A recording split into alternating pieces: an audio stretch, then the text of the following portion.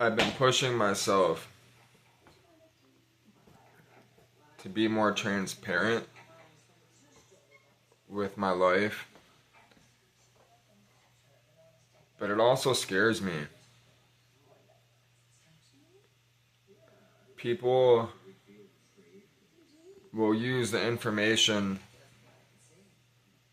they have of you, whether you give it to them or not, and people will go out of their way to destroy what you have built.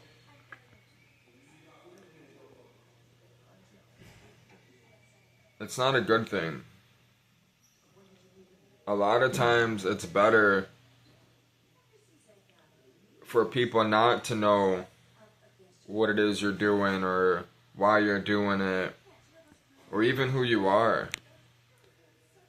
Especially with the way society is, government, and many other things.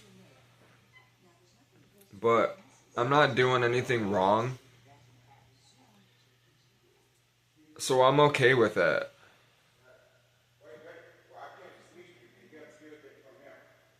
Today's been kind of, my weekends here at this halfway house, I struggle a lot. Because I don't have an address yet, which I gave them an address, this place is making money on me. So they drag everything. I'm supposed to be released here on October 10th. And I probably won't be leaving.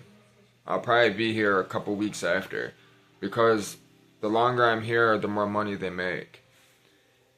It's sad to see that. It is. And another reason why I struggle in this place is you have to have passes and a phone, and they have to be approved by your case manager. You're restricted to a lot of things. You can't just go anywhere you want, in a sense. Especially if you're on tether. I'm not on tether, so my situation is a little different. I can move a little bit more, but you're still stuck here a lot. I have a pass to go out for a couple hours today. I want to get out of here, so I don't have much money, man. I don't have any money. $2 isn't considered money. I have $2 in my account and I have $2 on me. I owe about $50 out to people. I owe $20 to one dude so I could get an inner tube and bought some food with it. I asked one of the guys at work yesterday. He's the one that actually got me into the greening. His name is Jeff. He's a really good dude. He actually has been in the same halfway house. He did federal time for robbing banks. He gave me $20, so I gotta pay that back.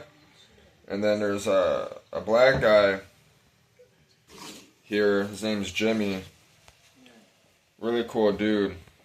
He was a big time mover. He made a lot of money in the 80s, 90s, 2000s. Pushing drugs. Mostly cocaine. But I get along with him really well, and I do a lot of things for him. He's on tether, so he's restricted, which he works. He actually works at one of my favorite places to go eat. I'd mention it, but I'm not trying to put people's business out there. I don't even like saying people's names. But Jimmy's a good dude, man. He's helped me out a lot. I wouldn't have this phone if it wasn't for him. He loaned me $30. I went and hustled up $90 in the halfway house this halfway house. In like an hour, I had a couple things I sold, did some favors for people, and borrowed some money. So I wouldn't be making these videos if it wasn't for his help, right? But I do a lot of stuff for him. He goes to work and whatnot, and he has to come back. He has to come back quickly because I'm at the greening of Detroit. My schedule is open more, and because I don't have a tether on my leg, I've already done all my time. I'm allowed to go into places. I'm allowed to go shopping and stop at places. He can't. He has to go straight to work and then come straight back here.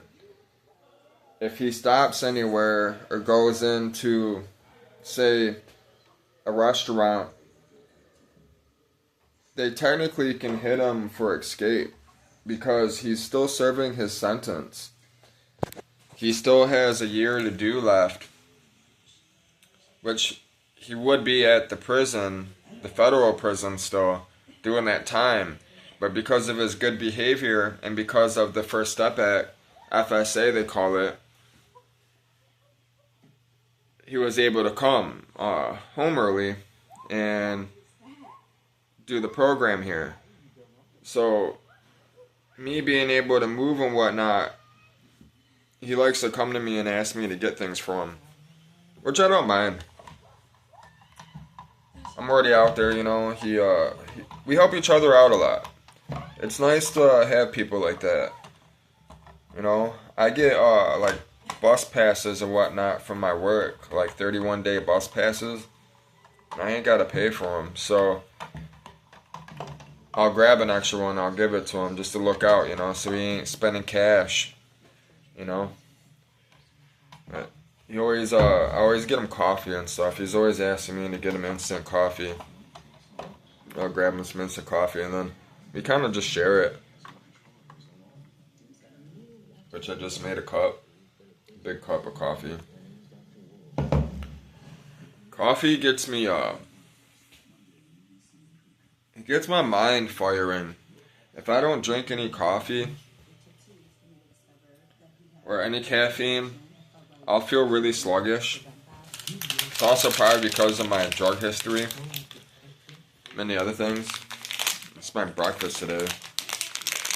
Garbage.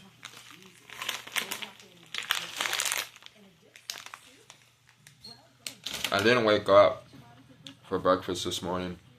I slept in. I went to bed early too.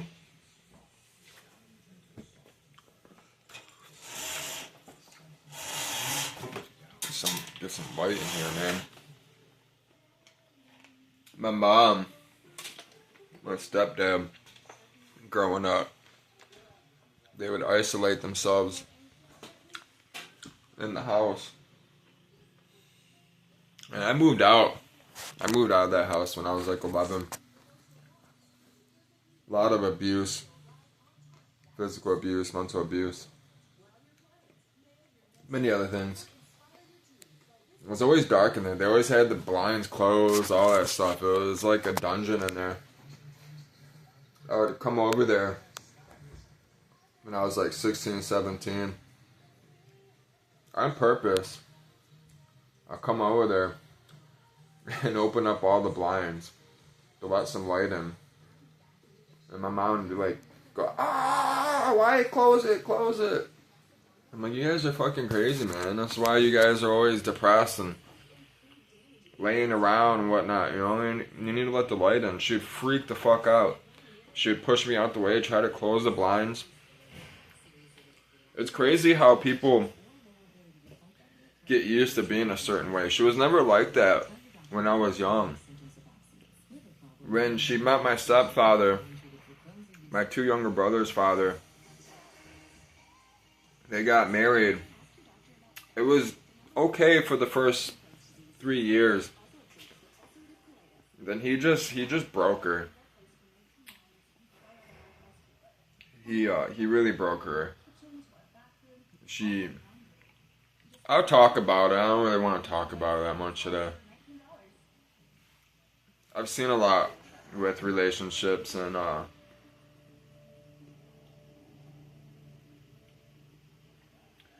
it can definitely fuck people up. You have to be kind to people. You have to be gentle with people sometimes. Well, most of the time. Not all the time. Some people need to be slammed on their head. Most of the time, though, like, when it comes to relationships and being with people, especially women, if you're a man, you gotta learn to be gentle. I met a woman. She was from Mexico City. I talk about her a lot, actually. She is the one woman, the only woman I really can say I've been with. I've been with a lot of girls, I guess you would say, if you compare. She was the first woman that really opened up my heart spiritually. She taught me to dance again, to play and live freely, to love again, you know? You gotta be like a child. You never want to lose that child innocence. Waking up with a clear conscience is the best thing to have in life. You can't buy that. You can't pay for it in money, like monetary things. There's nothing more precious than to waking up with a clear conscience, knowing you did the right thing, and to see kids and your family love and be happy. It's precious. But she really opened my eyes one day. We were walking. I should say my heart. She opened my heart. Kind of the same thing. Figure of speech, right? But we were walking one day on a date. And I came across, we walked across this really beautiful garden. Beautiful, beautiful garden. Lots of flowers everywhere. Sunflowers, roses. Plants, I don't even know what they are. And we stopped and we were looking, you know, smelling the flowers and whatnot. I went to go pick a flower to put it in her hair. And she stopped me. She put her hand over the flower before I could grab it, like, quickly. And she said in Spanish, if you love the flower, don't kill it, let it live. And that saying right there really, really woke me up. There's a lot of meaning to what she said. We grow up early on in school. We find that it's funny to trip people, you know, like when as a kid I would trip people, you know, and laugh, and that's what we're taught as a kid, you know. We're taught to pick on people. It's not right. You shouldn't pick on people. You shouldn't put people down. You shouldn't talk bad to people. You'll see that a lot in music today, movies, TV shows. People will flaunt their ego because they have a beautiful home or a nice car or any of those things, you know. They want to dress nice, which you should dress nice. It makes you feel good. But you shouldn't portray that ego. That ego that everybody does when they're flashing money and all these other things, it's fake. Even if they went out there and got that money the hard way and they're flashing it, they're wearing nice clothes, they have a nice car, whenever they push that ego and they're trying to be like that, that's not really who they are. It's not. As soon as you bring that person into a situation where they're not around people where they feel they have to flaunt their ego like that, you know, put on that mask that I talk about a lot in a lot of my videos. They're not like that. Bring a good looking woman around them, you know, and you'll see how they act. It's sad. You have to learn to humble yourself.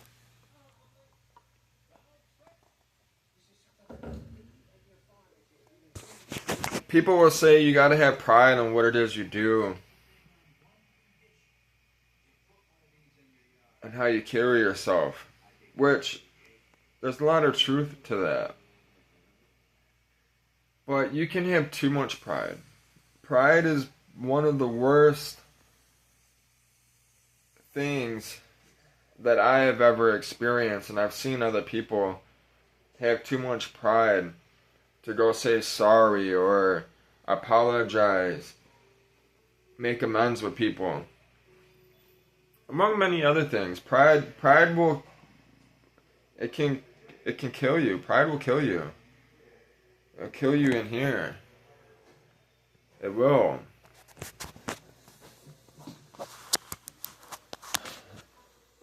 I know I'm kind of all over the place, but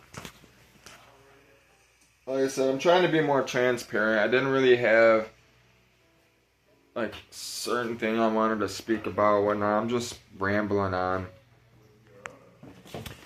I need it clean. I know that.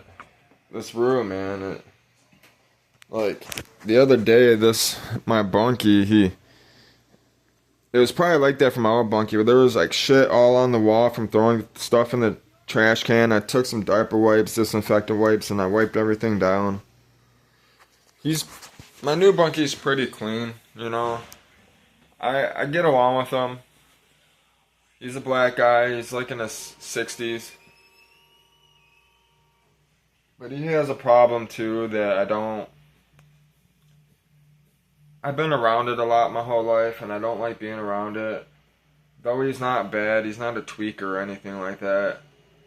So that's a cool thing, you know. So I just leave it alone. But he's a good dude. He's got a good heart. I just hope that he's 65 years old, man. You know, and he's still in that mindset that he can get high. You know, and there's nothing wrong with getting high. A lot of people think that getting high is a bad thing. It's actually what brought me closer to God. There's a difference between getting high and letting it control you. Letting it control you that's when it becomes an issue. Whenever you're committing crimes or stealing from people or having an issue with taking care of yourself mentally, physically, that's when it becomes an issue. And it can lead to that. I've watched many people do. It goes to that. But usually the drugs is not the issue. It's some type of trauma they've experienced, whether it was physical, mentally, sexually, you know, from their childhood or from a past relationship. That's usually what the addiction stems from. I bought some cologne at Foreman Mills. They had 3 colognes. You get 3 bottles of cologne for $10, but it's fake cologne. I collect cologne. I lost a big collection of it. Probably a good $1,000 worth of cologne. My favorite is Acqua di Gio Armani. In a bottle just like this. This is Aqua for CEO. It smells very similar. It does.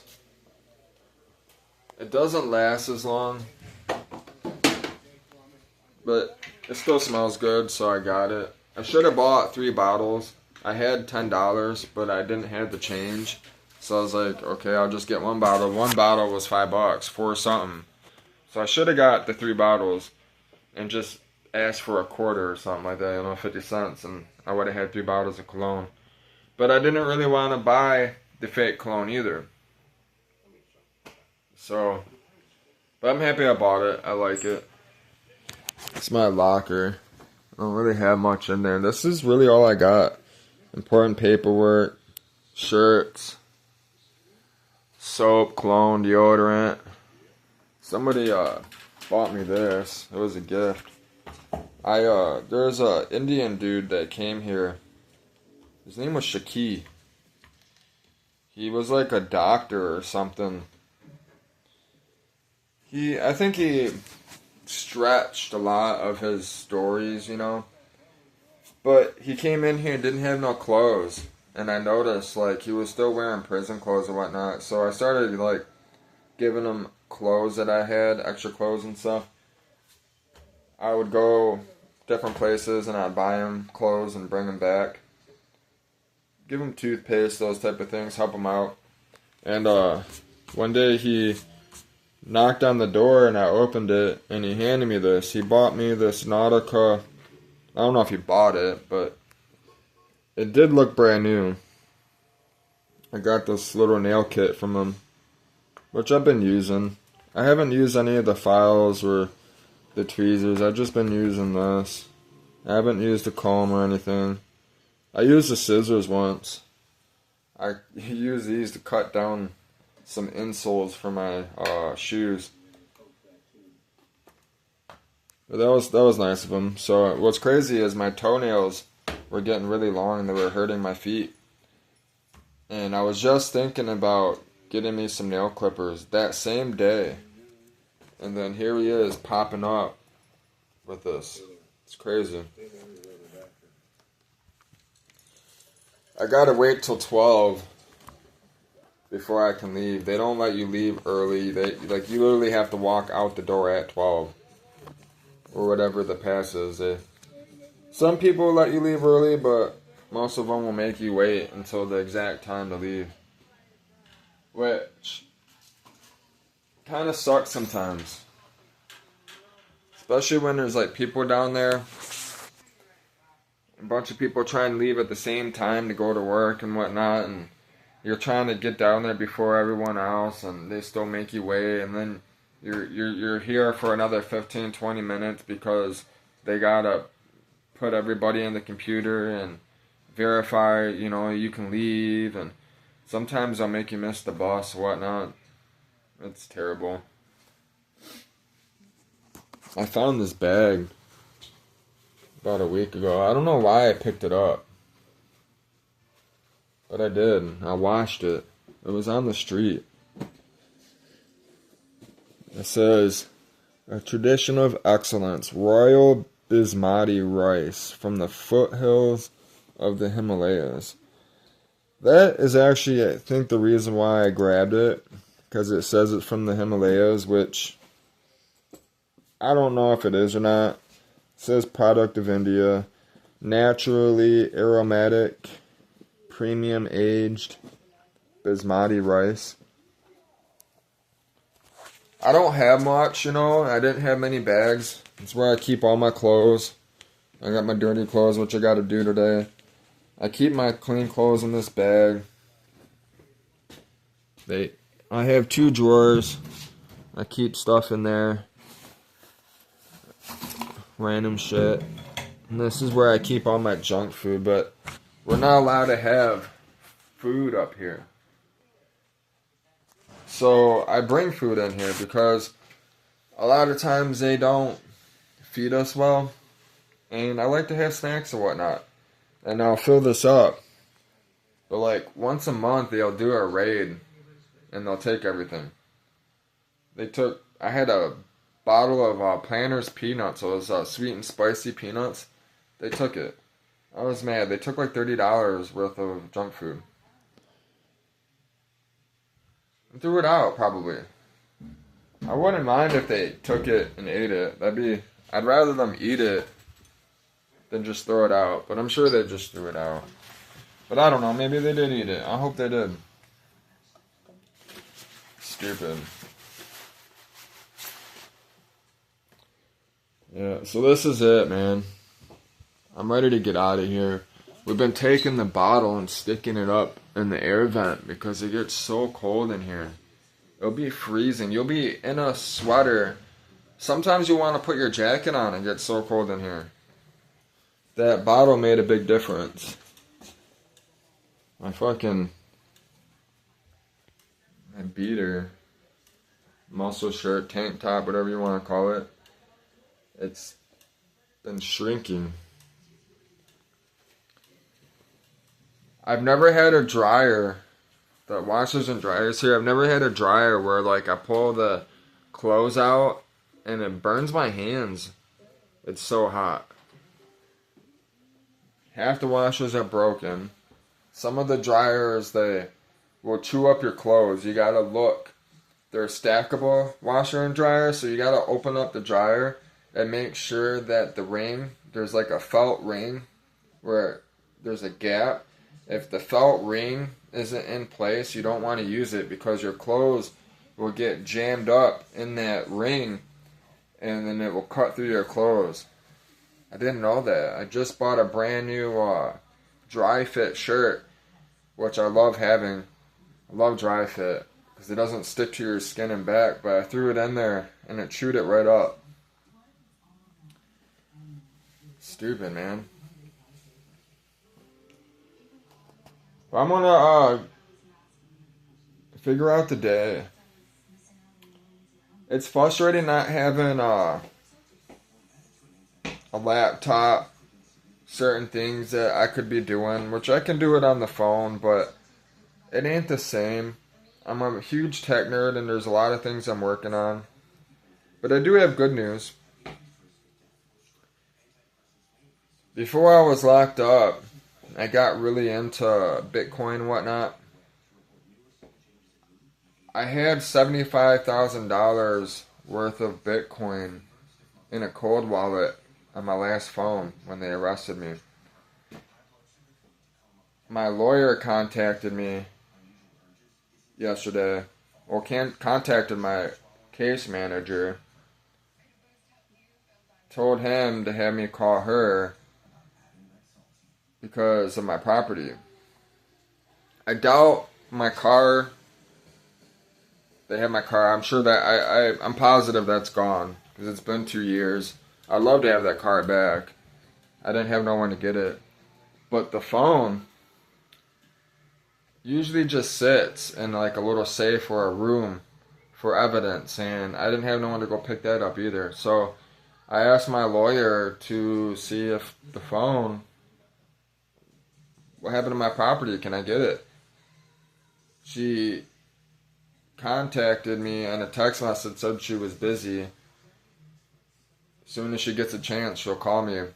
That's a good sign, because if I get that phone back, I had $30,000 hard currency invested in Bitcoin. The last time I checked it, it was at 75 grand before I got arrested. Bitcoin went up since then. There's probably over $100,000 worth of Bitcoin on that phone that I can't get to unless I physically have that phone, because it's in a cold wallet. So that would help me out a lot. I don't know if I would use it right away. I might just let it sit, because that's a lot of money to have, you know? And it would be good for when I go sailing. It would be nice to have that type of change set to the side and know that I always have it, just in case I need it for something, like emergencies or whatever it is. I don't have a problem figuring out how to get a home, a car, many cars. I've had all of those things many times, and I've had to do this many times. So that's another reason why I call it RockBottom-Wisdom, because I am on rock bottom, but I also know how to live a good life. So I'll be able to show many people how to live a decent life and how to do many cool things. I'm excited for it. I am. And I want to share my life with everyone. I do. As I become more transparent and talk about things and what it is I've been through and whatnot. I hope that many people can relate and it helps them out. Maybe you've been through something that I can relate to and help me out. I'm really, really pushing for a way to make a system on the internet where people of all cultures, colors can come together and talk about what it is we need to do to make this a better earth, a better planet, safer, less war. I really believe I can make that happen. I've already been working on it for a few years now. Please comment, talk, subscribe if you haven't already. Many people will benefit from what it is that I'm looking to achieve, accomplish. You can be a part of it. I can't do this by myself. I can't do this on my own. I need everyone that is willing to help and be part of it. I will be creating an organization to bring all these like-minded people that are working to accomplish the same thing in their community.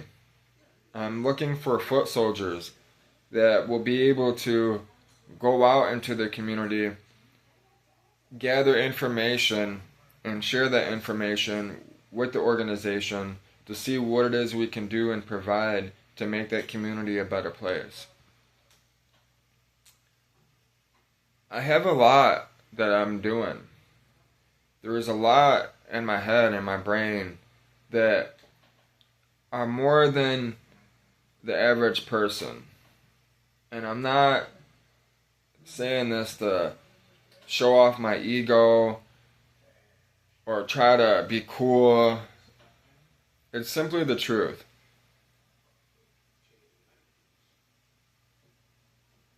I have to do this. God is pushing me to do this. I've committed my whole life, the last 5 years, to this. I've been to prison because of this.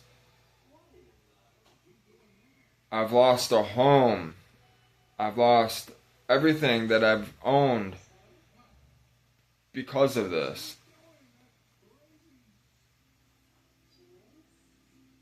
I can't go back now.